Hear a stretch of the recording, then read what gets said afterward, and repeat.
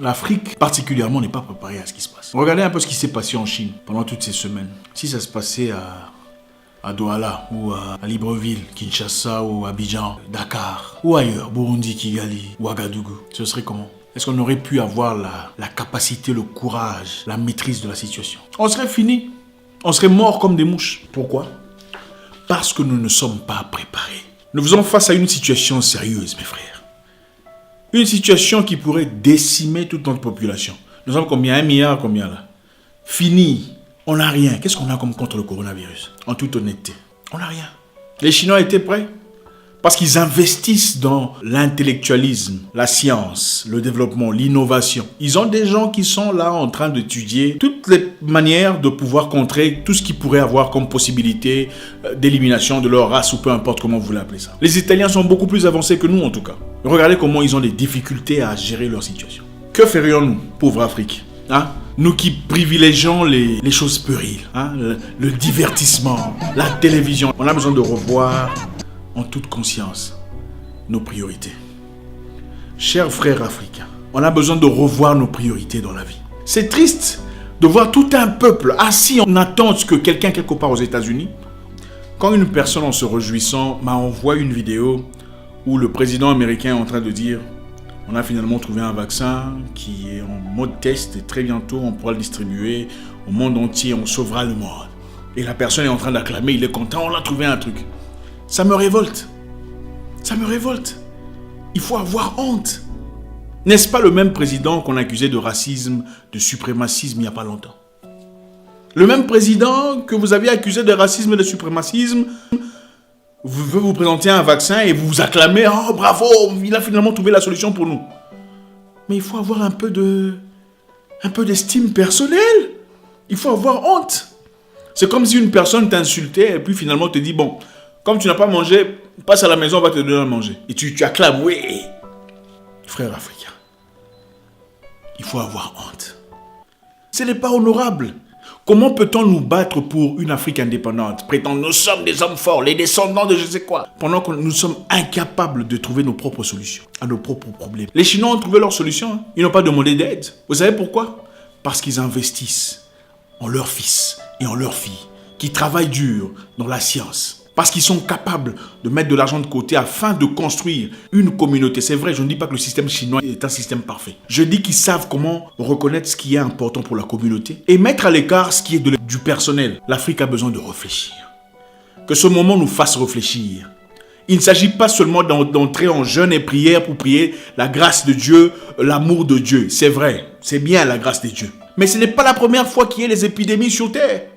Regardez l'histoire. L'histoire nous raconte souvent ce qui se passera dans le futur. En 1918, après la Première Guerre mondiale, d'ailleurs pendant la fin de la Première Guerre mondiale, il y a eu pandémie, la fièvre espagnole, qui a décimé 100 millions de personnes. Parce que le système immunitaire n'était pas encore prêt, assez équipé pour combattre cette fièvre. Il a fallu des chercheurs, des gens intelligents, des gens sur lesquels on a investi afin de trouver des solutions à ces problèmes. Ce n'est pas différent aujourd'hui. Il ne s'agit pas seulement question d'entrer en jeûne de prière ou d'alarmer les gens sous prétexte que c'est les ciels qui s'ouvrent ou que c'est la fin du monde, comme certains le font sur Internet. Le cerveau est la chose la plus importante que Dieu nous a donnée. Un cerveau que nous utilisons très difficilement.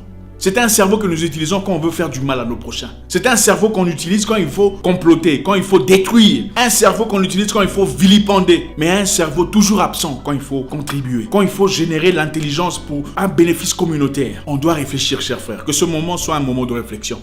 Un moment, pas seulement de spiritualité, mais un moment de conscience. On a besoin de célébrer ces jeunes hommes ou ces jeunes personnes qui s'investissent dans l'innovation de l'Afrique. On a besoin de nos propres téléphones. Nos propres capacités de communication. Si quelqu'un venait voulant attaquer l'Afrique, nous sommes incapables de nous protéger parce que nous n'avons pas la technologie. Pourquoi n'avons-nous pas la technologie? Parce qu'on n'investit pas dans la technologie. On investit dans nos intérêts personnels. Et beaucoup d'Africains, malheureusement, à partir du moment qu'ils peuvent siroter du champagne, ils peuvent voyager en business class, le pays va bien. Il faut changer. C'est de l'égoïsme. Nous sommes maintenant confrontés au même problème. Ne sommes-nous pas? La classe haute, la première classe, la classe moyenne inexistante et même le peuple sommes tous confrontés au même problème. Qui trouvera des solutions? Nous faisons maintenant recours à Dieu dans une situation où les intelligents peuvent réfléchir. Vous pensez que l'homme blanc ne prie pas? Pendant qu'il prie, il y a des gens qui sont en train de travailler et cherchant de trouver des solutions. Des gens qui sont financés par le gouvernement, financés par leur peuple, soutenus par les prières de leurs pasteurs. Le moment est venu pour que l'Africain réfléchisse, revoir ses priorités. Il n'est pas question de bâtir des grandes maisons, de célébrer les musiciens qui ne nous apportent en tout cas pas grand-chose en ce moment-ci. Investissons dans ce qui est important. Nos infrastructures ont besoin d'investissement. Le corps médical a besoin d'investissement. Nous avons besoin d'ambulances. Comment voulez-vous que les gens respectent le principe de confinement si leur seule façon de vivre, c'est d'aller marchander dans les rues, c'est d'aller parlementer, trouver un peu de riz ici, un peu de sel de l'autre côté? C'est compliqué. Ça doit changer. Ça doit changer. Le système doit s'accélérer. Comment voulez-vous que les gens se lavent les mains s'ils n'ont même pas d'eau potable? C'est compliqué, on doit se le dire. Je ne suis pas en train de politiser cette histoire, mais que cette histoire nous amène à réfléchir. Il ne s'agit pas seulement de nous, de nos intérêts personnels, de nos propres avantages. Il s'agit d'un sujet communautaire. Et ça touche tout le monde. Les ministres sont en train de tomber, tout le monde est en train d'être touché. Africain, reprends-toi. La vie, ce n'est pas seulement toi. La vie, c'est nous, ensemble. On a vu une vidéo, là, je ne sais pas si c'est vrai, où un petit était en train de se plaindre parce qu'il était rejeté par l'hôpital en Italie, je crois. L'infirmière aurait dit qu'elle ne voulait pas traiter ce petit, priorisant un Italien. C'est vrai que c'est méchant, c'est vrai que c'est injuste.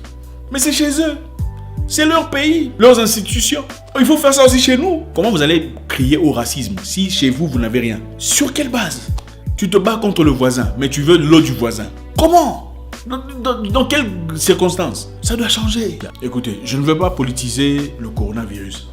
Mais quand vous avez des pays qui donnent 100 000 $ à une Miss, donc Miss pays ou Miss compagnie ou Miss je ne sais pas quelle ville, 100 000 $. Pour rien comme ça. Pour sa beauté, pour célébrer ses yeux et ses rouges à lèvres, et ses faux cheveux. Pendant qu'il y a des jeunes hommes, des travailleurs, des chercheurs, des courageux, innovateurs, qui n'ont même pas 100 francs pour payer le transport. On veut créer quel genre de société? Qui sauvera l'Afrique? Resterons-nous pour toujours comme des enfants en attente que l'Europe trouve des cures, des médecines, des solutions pour nous? On doit chez nous appliquer un système qui encourage la jeunesse dans l'intellectualisme, dans la science, dans le développement, dans l'innovation. En leur accordant l'estime et la valeur qu'on accorde à nos célébrités musicales, à nos célébrités de divertissement, à nos footballeurs et tout le bazar. Nous sommes maintenant confrontés à une situation où aucune célébrité ne peut nous aider. On a besoin des gens qui réfléchissent. On a besoin des médecins, des chercheurs, des virologues, des épidémiologues. Il existe chez nous des gens qui sont capables de trouver des solutions, mais des gens qui sont négligés, des gens qui ne sont pas financés. On doit revoir le système. L'Afrique doit commencer à se comporter comme une grande personne, comme un adulte, plus comme un enfant. Et c'est notre devoir, à nous tous.